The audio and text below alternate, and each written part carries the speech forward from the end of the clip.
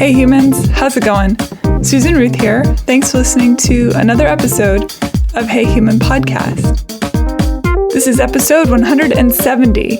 I sat down with Danielle Dickens, and her story is one of survival, determination, moxie, a willingness to not give up. Basically, all the stuff you see on the inspirational posters in the office. She went through some stuff, got to the other side, and is still getting to the other side. I met her randomly one evening, and she and I started chatting.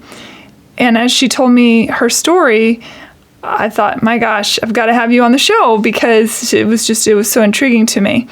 And so she came over here, and we sat down here in Los Angeles and had a chat. And really lovely woman, and beautiful, strong, and smart, and just, I'm really happy that things are going the way they're going for her. We talk about a lot of stuff, obviously, as is often on this show, that I put on the links page on heyhumanpodcast.com. Definitely check that out, including some cool videos that I think you will like. I don't want to give too much away, but some of this story involves pole dancing. In fact, a lot of this story involves pole dancing. And little known fact, I took pole dancing lessons once, and there's a picture to prove it. And I will post that picture on Instagram on Hey Human Podcast, and I'll stick it on the Hey Human Podcast Facebook page as well, because it's pretty funny. Yeah, the usual stuff. As I mentioned, social media. You can email me, Susan at heyhumanpodcast.com. This is an ad-free podcast, so if you shop Amazon and do so through the Amazon portal on the front of the Hey Human Podcast website, you help support Hey Human by shopping at Amazon through that portal. They kick back a little bit toward the show, which is really cool. Anything else in other news? You can rate and review Hey Human on iTunes, and you can see more about me at susanruth.com. If you dig music and you want to hear some of the music that I have done and albums I've put out over the years, you can check that out on iTunes under Susan Ruth. I think that's pretty much it. Some really cool shows coming up. In fact, later today, I'm sitting down with a guy who was instrumental in ending the draft in Vietnam. So that's a big deal. I'm really excited for that conversation, as I am for all these conversations. God, I'm so lucky that I get to do this. Okay, thanks for listening, and here we go. Hi, Danielle Dickens. Hi, Susan. How are you? I'm well. Welcome to Hey Human. Hey. Thank you for coming over. Definitely. So we met just by accident one night, and you started telling me your life story a little bit, which was great. And I thought, oh my gosh, you would be wonderful to have on the show. So thank you. You're welcome. Thank you for having me. Let's go back to what you remember of that fateful night or day. Was it day or night? It was a night thing. It was nighttime. It was a night thing, yes. So in order to get to that story, I always love to talk about the background leading up to it, because it's something that literally changed my life forever. I have a background in entertainment. I went to Hollywood High School. My goal was to travel the world and be a great choreographer and work with artists. And then a couple years later, out of school training, I had a major car accident. And it also at that time I was working with kids, preschoolers, running around and picking them up and bending. So pretty much everything about my life was physical. And you were teaching dance as well as choreography as well, and you were very successful in that. Yeah. And I love it with a passion. So the day that I remember, I was coming home. It was Thanksgiving. It was actually the day before Thanksgiving of 2005, and I was crossing a street, and all I remember was it being a 2-car lane, and I blacked out. I woke up on the ground, kind of disorientated, didn't know what was going on. I wasn't even feeling the pain yet. And then I blacked out again. And then I remember being put into the ambulance. And it's so crazy because I remember screaming for my mom. Mom, where are you, Mom? And how old were you? About 24. I would be 25 like that December, so I was about 24. And when you say you blacked out, you mean on impact you blacked out? You don't mean that you blacked out and then impact? No, it was almost, and every time I talk about this specific situation, I feel like God saved my mental. And the reason why is because I don't even remember being hit. It was like you got sucked out for a second? Yes. And just woke up like, oh, wow, I'm on the ground. So obviously the impact was so forceful that when I did get hit, again, I blacked out. I didn't feel anything. I didn't see anything. And then I got rolled into the hospital. I do remember them asking me my number. I did remember that. And I blacked out again. So I was in and out of consciousness. And then the next day, the doctor came in and says, hey, how are you feeling, Danielle? I said, I'm fine. I'm ready to go. He's like, well, fortunately, I got to let you know you broke both of your legs. And at first, I kind of laughed and was like, wait, what do you mean? You don't tell a dancer that. Like, no, seriously. And then he's like, no, Danielle, your legs, both of them are broke. Because I didn't have a cast on. The night that they wrote me in, I went straight to ER, and they actually did emergency surgery. And they put metal rods in my right femur because I broke that leg on impact. And then another metal rod in my tibia, which broke in 2 places when I hit the ground. So I remember waking up in the hospital, he telling me that, and it was just one of those moments of like, what am I going to do now? Like everything about my life was a physical aspect. And so now I have to think of like, I'm already in the bed, like still in the hospital thinking like, oh my God, my future. What am I going to do now? Like, what do I have to start? Where do I start?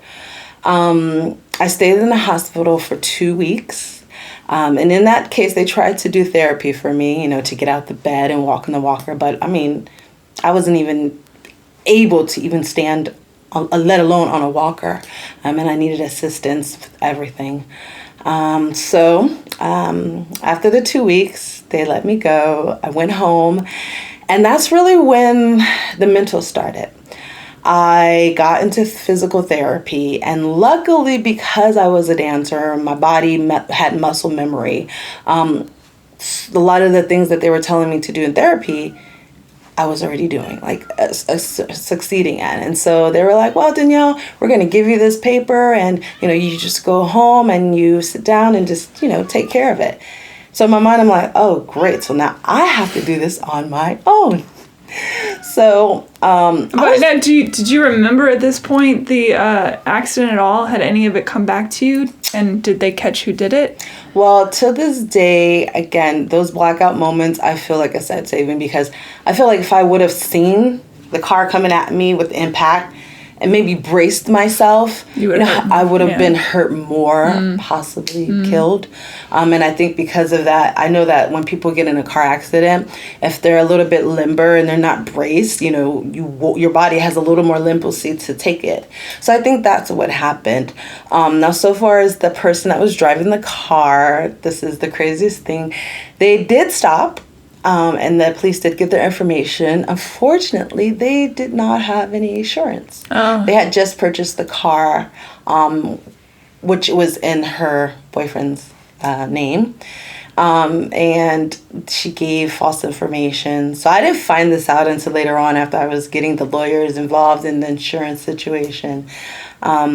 So there was no arrest. I did eventually take them to court. The guy, which was a doctor, he lived out here in Agoura Hills in Ventura. He had, homes and businesses. But what I found out was prior to that November that it happened, in April, he had went to federal prison.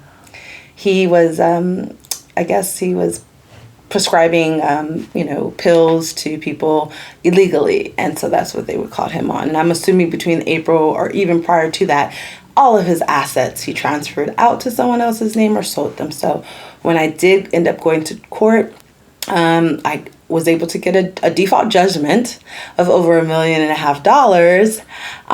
But being that he had no assets and she literally had no assets, it was really a lost case. So I ended up getting a judgment lawyer who is kind of like a private investigator to search for assets anywhere in certain cities.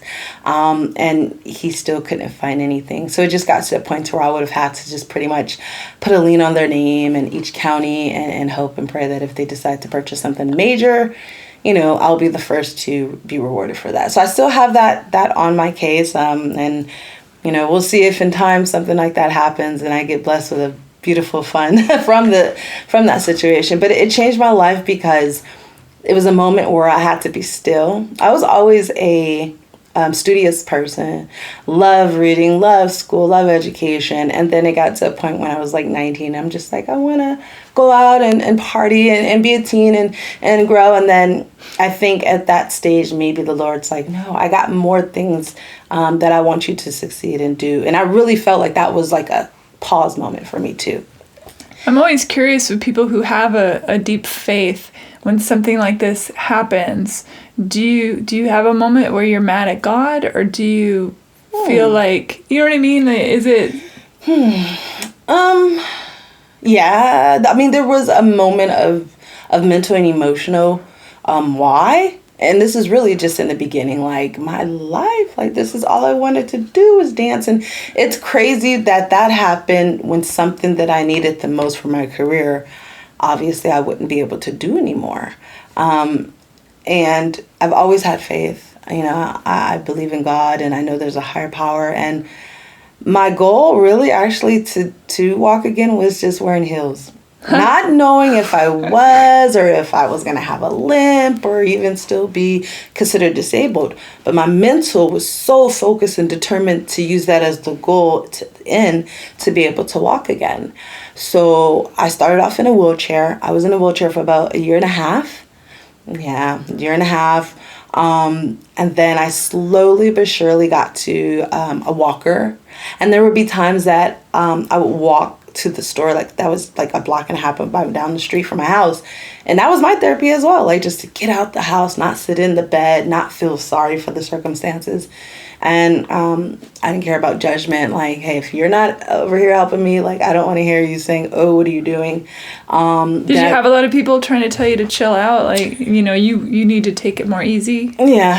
Family, friends, because I'm like, I can't sit still. I'm always doing something. It's like, oh, I got to go do this, and I'm moving around. So again, just being still was really hard for me to accept that I have to just be still. And then it got to me walking on crutches, and then I got to walking on a cane, and then the last resort was pretty much walking but with a limp. And then by that time I started to work again because I was like, oh, I can't just sit in the house and do nothing. So I ended up getting a management job at a hair salon. It was so funny because what I would do is I would wear flip-flops, and I was on the bus at the time. I would wear flip-flops, walk to the bus stop, walk to get to work.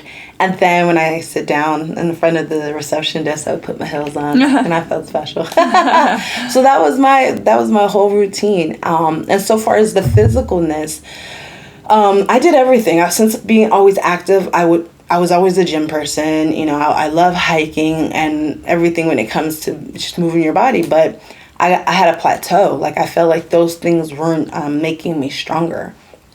So one day I was watching just YouTube randomly, and I seen this pole fitness competition, and I was already amazed by the fact that there's a competition of people being on the pole compared to what the stigma about it is. And then to see it being national and regional and people winning, money and trophies for this, I'm like, oh, I want to try that. Plus I seen how strong that the artist's body was, like legs, the core and arm is so much work. So I remember taking a pole class, and this is a little bit more later on after I was able to still walk, but I still needed some therapy. I couldn't effectively bend or squat, if you would say. And it was weird because I couldn't bend on one leg, but then I couldn't sit a certain way on another leg. So I was just always off. And like for me, having this metal rods in me, it from another person who doesn't have it, like I didn't feel normal. I just felt like odd and off all the time. So I did take up the class, and I fell in love with it. I mean, my leg strength increased, my core strength increased, the ability to lift myself that I was doing that already. And because, getting out the wheelchair and moving my body. So arm strength was just immaculate. And then as I started to do more and more classes, I ended up just purchasing a pole at my own home. And that's when I really got into it because I could do it on my own time.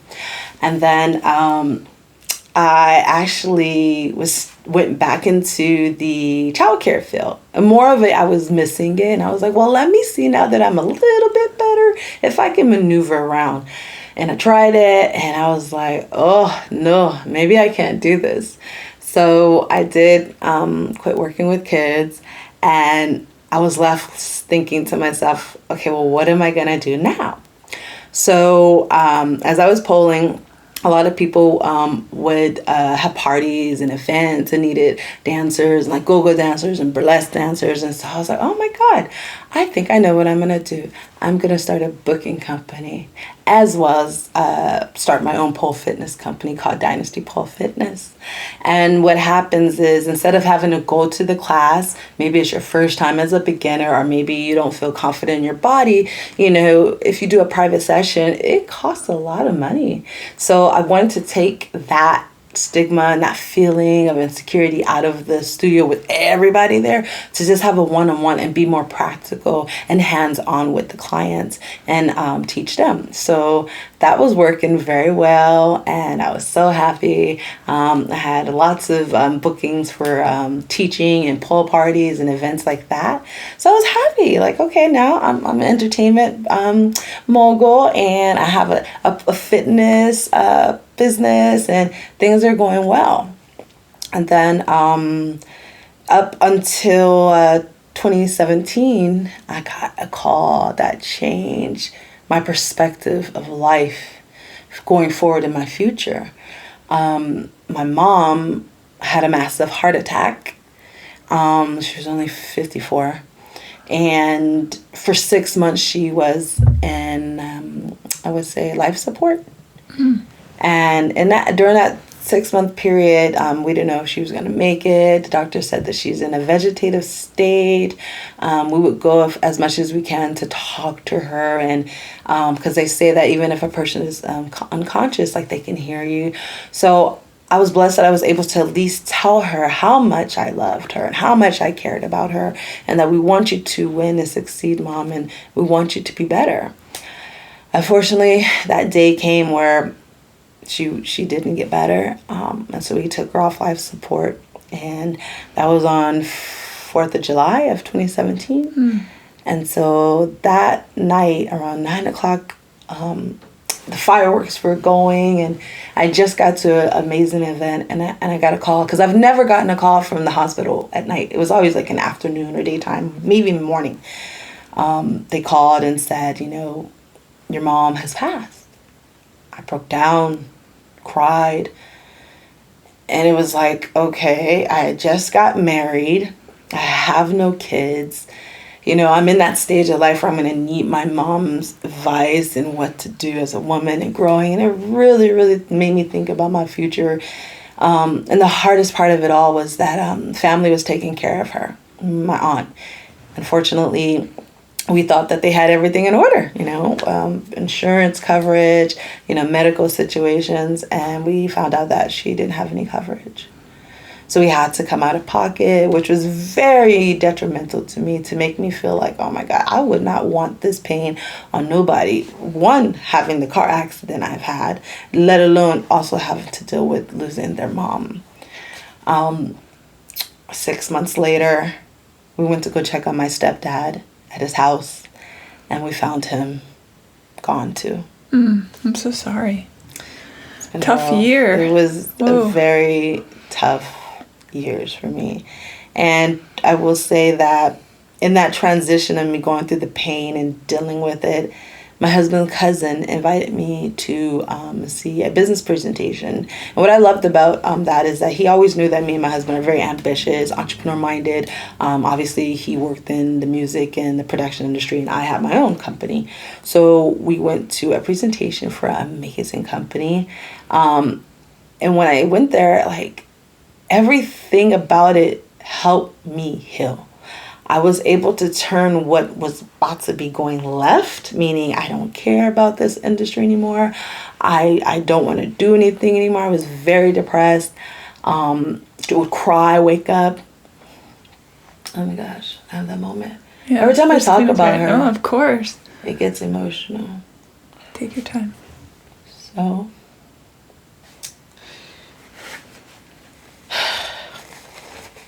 yeah, sorry. It's okay. Yeah, absolutely. Yeah, it's a lot of stuff. I mean, you have experienced what many people thing after thing after thing. Many people maybe have one thing in their life, and you had compounded thing after thing. Right. And a lot of people always ask me, like, how do you stay so positive and so optimistic? I've always been a very positive person, and I felt like in these progresses that, like, what doesn't kill you, as they say, makes you stronger. So I always tried to see the positive aspects of things, and it was her time to go, and I just was able to just accept it. I was more there for my brothers. I have 3 brothers. I'm the only girl. Just all those things just went to my head, like, oh my God, well, when I get older and if something happens to me, like, who's going to be there for me? And my husband's older than me, so I know I'm going to be taking care of him. But me, myself, it was just mind-boggling, the experience. Where are you in the birth order? I'm the middle child. Okay. So I have a younger brother, and I have a 6-month older brother from my stepbrother, and then my older brother. He'll be, 40 this year? Yeah. How did your siblings adjust to the death in the families and your accident and everything? And I'm curious, too, as you said, pole dancing and pole athleticism, that tends to come with a stigma. Yeah. I think it's less now because people do see athleticism of it. But how did your family wrap their heads around that at first? They, of course, didn't understand. Like, what are you doing? Okay. But I think because I've always been very, like, goal-driven and independent and responsible about things, like, they knew that if I got into something, like, I'm going to make the best out of it. So of course it was a little sketchy, but then when I would show them videos of, like, the conferences and like the regionals and all of that, they kind of was like, okay, Danielle, we'll rock with you, we'll support it. I've watched some of those videos, and it's incredible. It is what these people can do, and they realize it's practice. It's practice, just like any other field. Yeah, it's work, but it looks like an Olympic sport to me. But you know what's so crazy? It's actually gonna become an Olympic sport. Really? By 2024. That doesn't surprise me because when you're watching people at the top of their game like that, and the amount of strength, the core strength alone blows my mind. Yeah. And I've taken a pole class. I thought it'd be fun. I was covered in bruises. It was super fun. But what I really appreciated about it was that everyone in the room, there was about 8 of us taking this class, and all different shapes and sizes. Yeah. And I think especially for women, body image is such a huge thing from the get-go.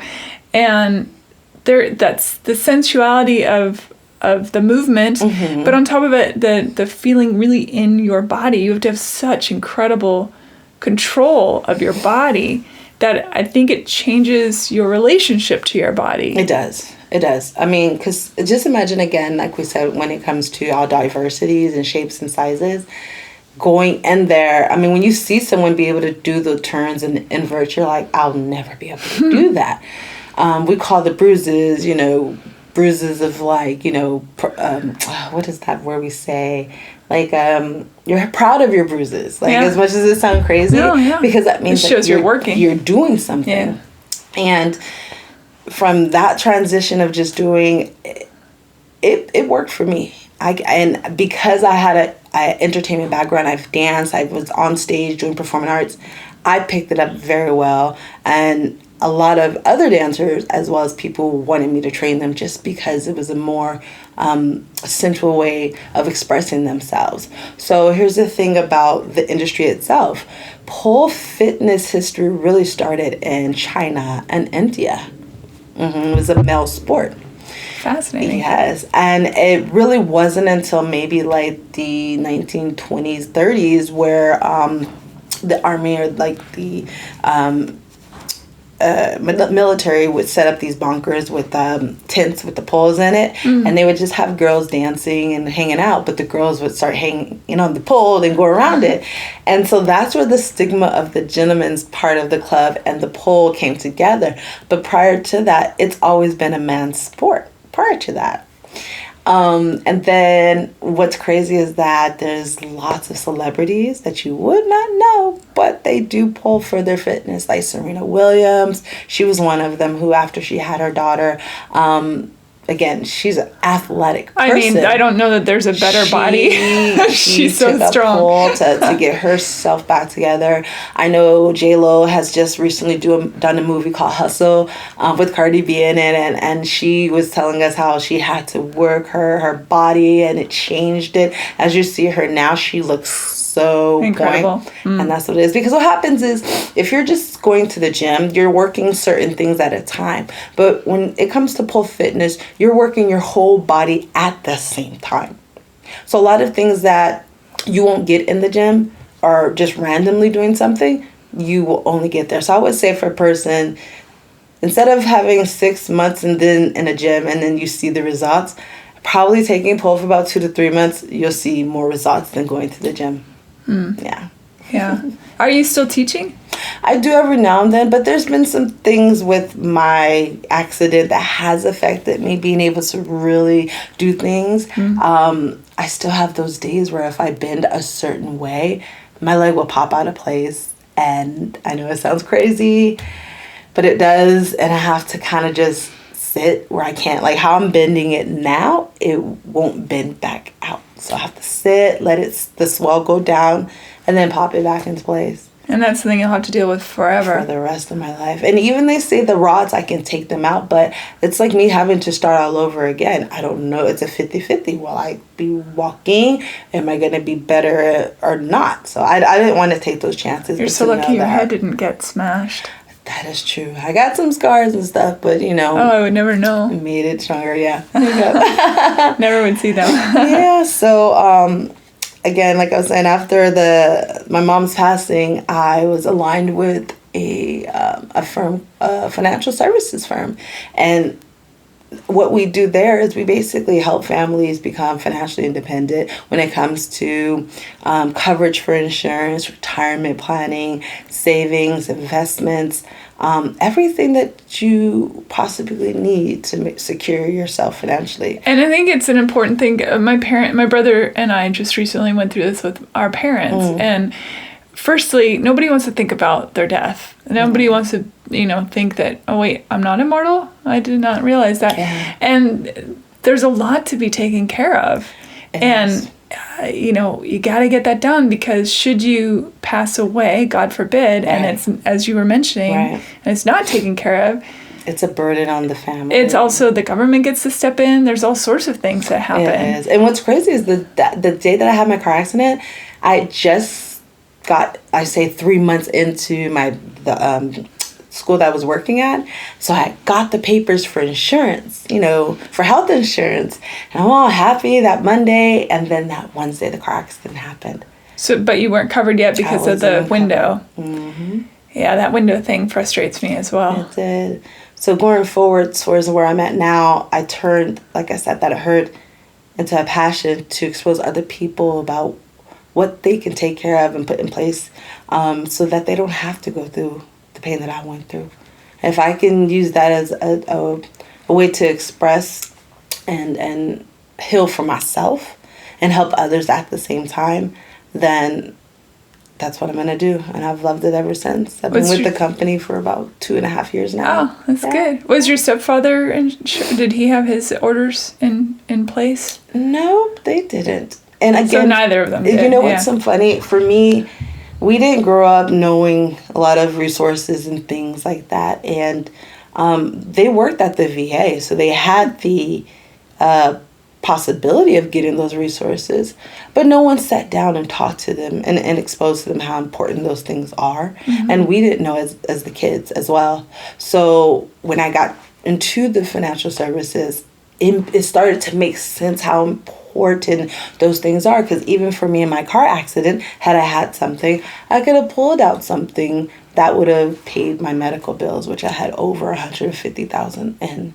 And the same for my mom. We could have, made sure that we didn't have to come out of pocket, which would have been beneficial to me and my brothers and things like that, as well as for my father. One major accident or illness can devastate a family. Oh, yeah. Absolutely. Tremendously. Where do you go? Let's just say you're 20, 30. I don't think people in that age group really think about that kind of thing. So let's talk about the financial services. I know we're going to go 180 from the poll, which is super interesting.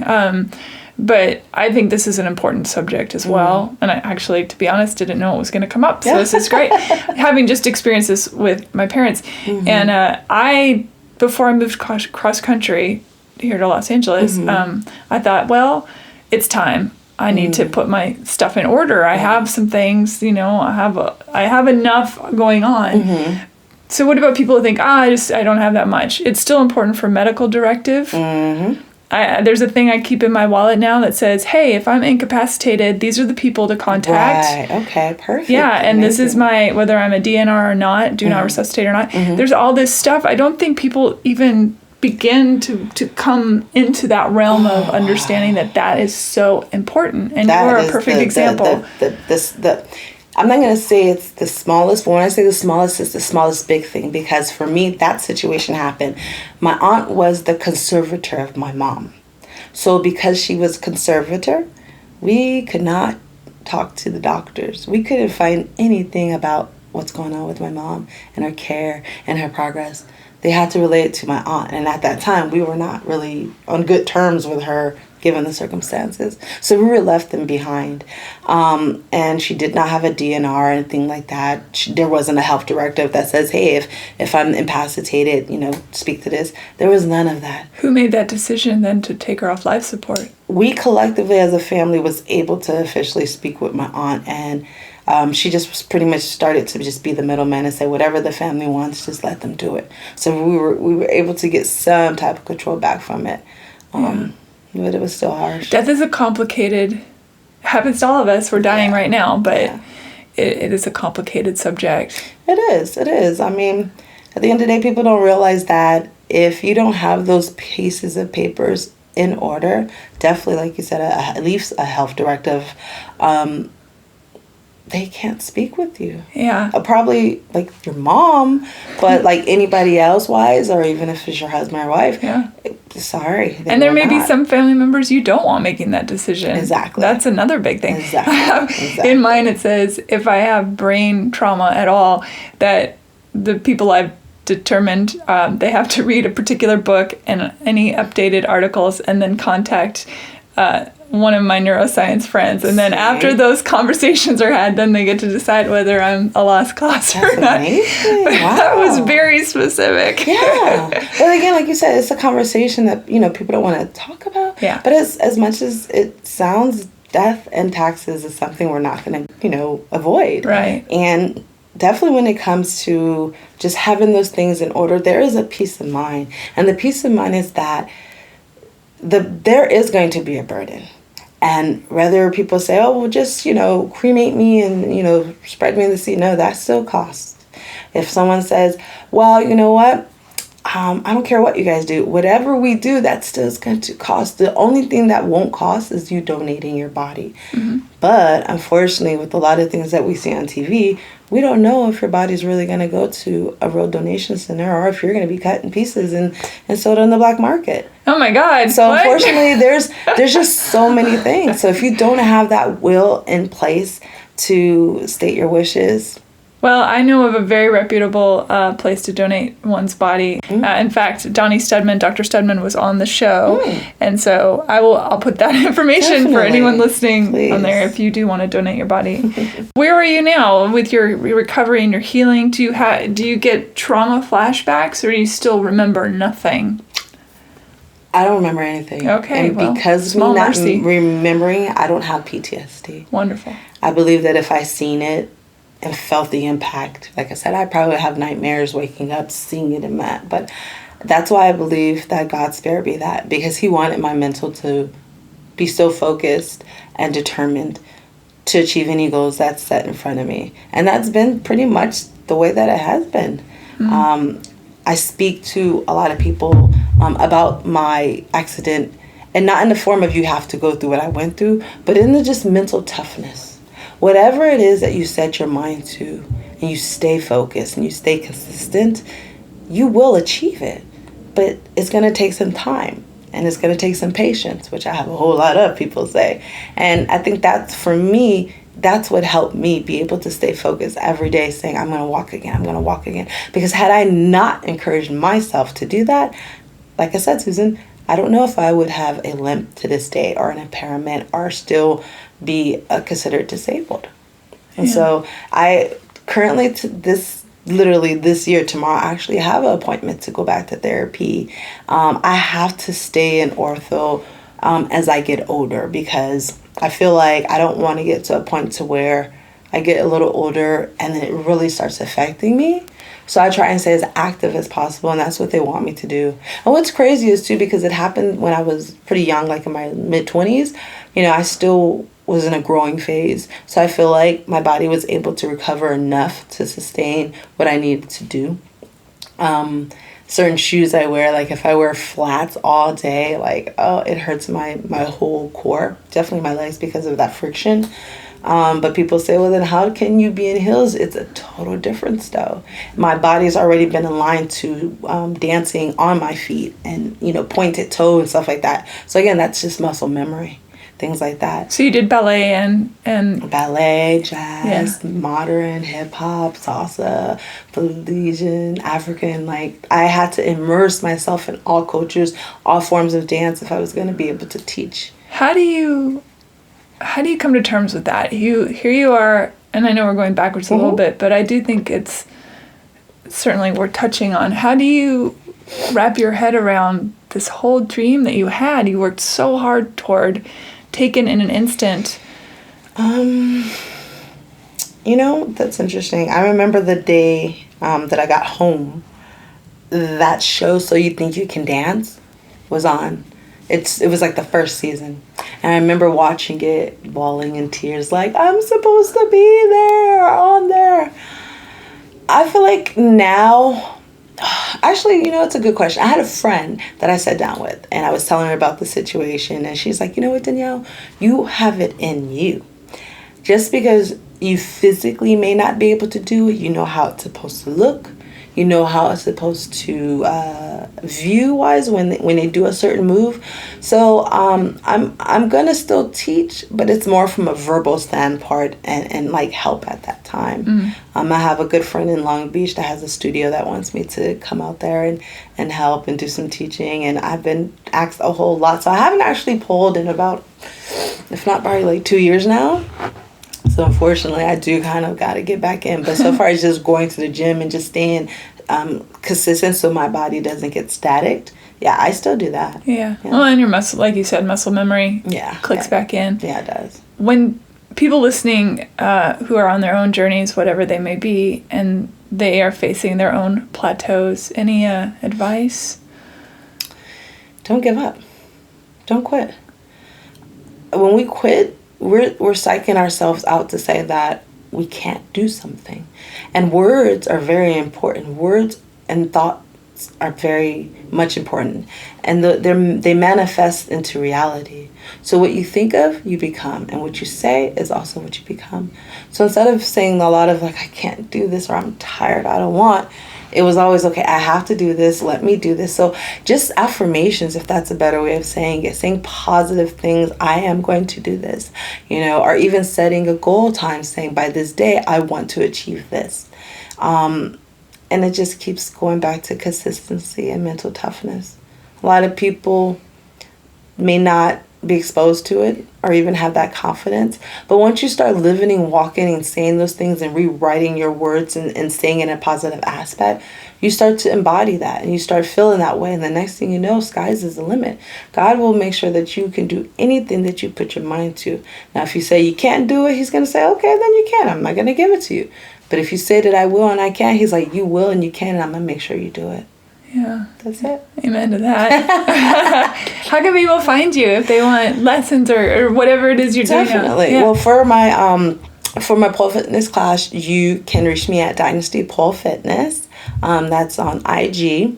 And for any bookings, whether it's for fashion, shows, coordination, artists, events, and as well as performers, that's going to be Coffee Brown Entertainment on IG. And in the financial services, when it comes to if you need proper protection, retirement planning, or anything when it comes to just making sure that your family is in a protected state to where you feel confident if something was to happen to you, they wouldn't have to lack in resources or lifestyle.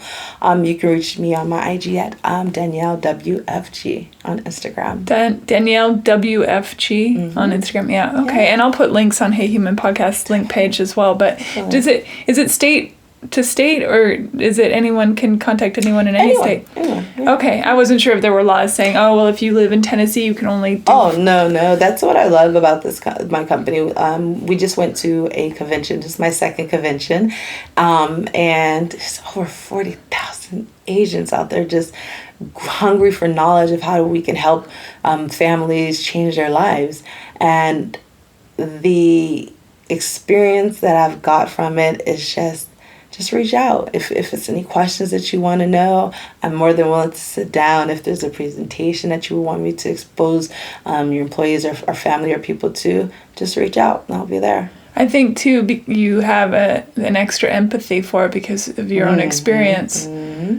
For sure. Seriously, anytime I'm in a situation where I see someone in a wheelchair, I'd be like, I know how you feel. Like currently my mother-in-law, she's in a convalescent. She had a stroke a couple of years ago, so she can't walk. And she's bedridden. So I remember when I first met her, I walked in the room and I just gave her the biggest hug. And I was like, oh my God, I know how you feel. And she's looking at me like, what do you mean? It's like, I told her the story. And then ever since then, we had a good bond on that because I really can empathize from being an active, moving person to where like you need help from someone or someone to assist you, whether it's getting dressed, going to the bathroom, even bathing and showering yourself. I mean, yeah, you have. There's a whole body shame around that, I'm sure, as well. It is. I always remember this one time that I was still in the bed situation and I turned over the wrong way. And I couldn't turn back over. And so I was yelling at the time for my stepdad, like, help, help, help. Literally, he came and helped me. But it's just in that vulnerable moment, it was just like, man, I cannot wait to just get better. And that's something to remember, too. Whenever we see someone out in the world who maybe is in a wheelchair or, disabled in some way, that it's not pity that they're seeking, it's an empathy. It's to understand that they are in an extraordinarily vulnerable space. Very much. And to be cognizant of that, I think, is important.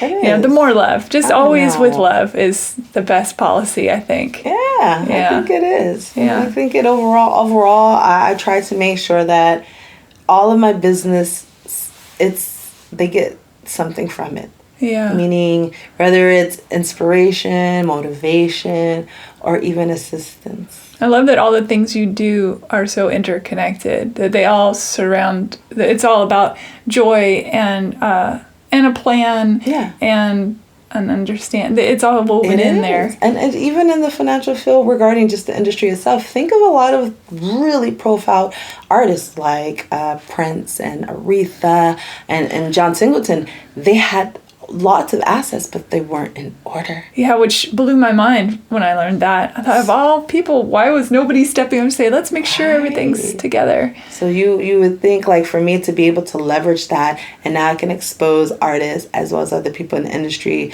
about the importance of that. Yeah. This is just, I love what I do now. I'm in a stage of my life where, like, I really have a meaningful purpose. That's a good word to say. Yeah. It's a purpose now. Yeah. So when I look back at the accident, like you said, like, how did I take it? At the time, it was like, oh my God, why? But for the now, I'm like, now I know why I went through this. It is to inspire others and to do others, to show people that they can do it too. Yeah. Whatever it is they want to do. Danielle, thank you. Oh, thank you for sharing all of this with me, and thank you for being so open when we met. Yeah, definitely. Yeah. Thank you. I appreciate you so much for staying in contact with me so that we can do this amazing interview. And I'm glad I was able to make it. Yay! Bye, everybody. Bye. Thanks for listening. Please rate and review Hey Human on iTunes.